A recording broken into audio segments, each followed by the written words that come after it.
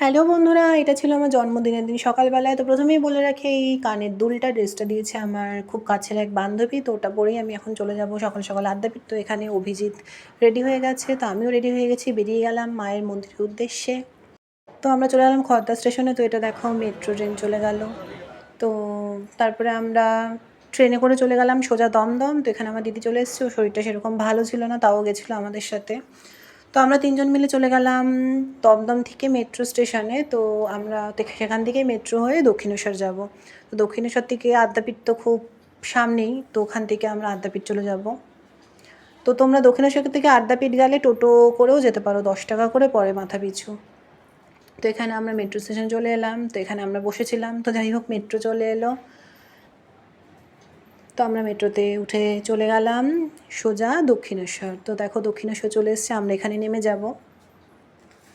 বঙ্গদেশে অত্যন্ত জনপ্রিয় মন্দিরগুলির মধ্যে অন্যতম দক্ষিণেশ্বর, যেখানে রয়েছে শ্রী শ্রী মা ভবতারিণীর মন্দির এবং ঠাকুর শ্রী রামকৃষ্ণদেবের লীলাক্ষেত্র। এবং দক্ষিণেশ্বরে ভবতারিণী মায়ের মন্দিরের অদূরেই রয়েছে স্বয়ং আদ্যাশক্তি মহামায়ার পীঠ আদ্যাপীঠ, যেখানে মা কালী স্বয়ং আদ্যাশক্তি মহামায়া রূপে পূজিত হয়, যা প্রসিদ্ধ কালী মন্দিরগুলির মধ্যে অন্যতম।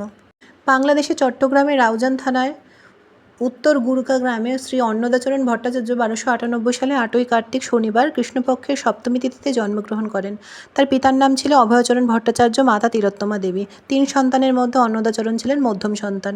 তার মায়ের অভিজ্ঞতায় আবিষ্কার করেছিলেন 6-7 রকমের ব্যাধির ওষুধ, যা পত্র পত্রিকার মাধ্যমে বিভিন্ন দেশে সারা দেশ জুড়ে তার খ্যাতি ছড়িয়ে পড়েছিল।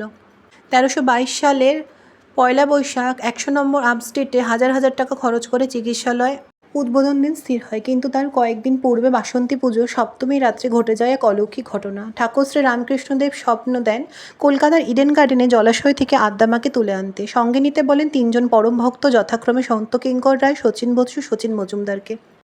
রামনবমীর পূর্ণপ্রভাতে জ্যোতির্ময়ী আদ্যামাকে জলাশয় থেকে তুলে আনা হয়। অন্নদা ঠাকুরের জীবনের গতি পরিবর্তিত হয়।